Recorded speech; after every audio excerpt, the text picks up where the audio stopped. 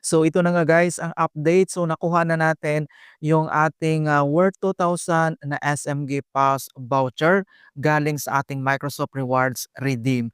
Yan, so makikita nyo guys, so talagang napakadali lang naman, mag-redeem dito sa SM. So pumunta ka lang sa SM Department Store, Customer Service, and then ibibigay mo lang iyong, code. So guys, ito lang remind ko, kailangan online siya, hindi puwedeng screenshot yung code. So, i-online mo yung Microsoft Rewards account mo and then ipakita mo sa kanila kasi hindi sila nag-a-accept ng, screenshot, talagang through online. So, ito na nga guys, nakuha na natin yung worth 2,000 na voucher natin and then isho-shopping na natin 'to. So, sulit na sulit talaga ang pagod natin dito, wala ka namang gagawin, magba-browse ka lang.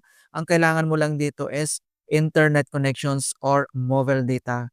Kung nanonood ka rin lang diyan kung ano-anong klase ng, movies sa YouTube, mag-Microsoft Rewards ka na, magba-browse ka lang everyday, tapusin mo lang yung daily activities at siguradong makakakuha ka dito ng mga puwede mong i-redeem. So ito lang yung update guys, and then papakita ko sa inyo yung nabili ko sa, voucher na 'to.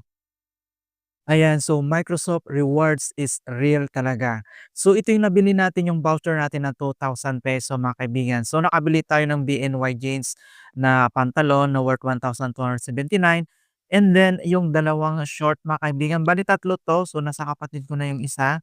Ayan, so worth 449. Guys, grabe ang ganda, oh. And then talaga naman na legit ang Microsoft Rewards talaga. Wala kang gagawin diyan kundi magba-browse ka lang. Ayan, so 449. So ayan, so nakapag-invest ulit tayo galing lang sa pagba-browse natin dito sa Microsoft Rewards. So ang, ginasta lang natin dito ay internet connections or mobile data mo. So grabe, oh, SM talaga at ang ganda 'tong ano, pantalon. Ayan guys, so ilalagay ko sa description box kung paano ba gawin ang Microsoft Rewards. Kaya ano pang hinihintay mo guys, mag-Microsoft Rewards ka na, magba-browse ka lang, and then makakakuha ka ng, SM voucher at pwede mong pang-shoppings. Ayan guys, so ito lang yung update.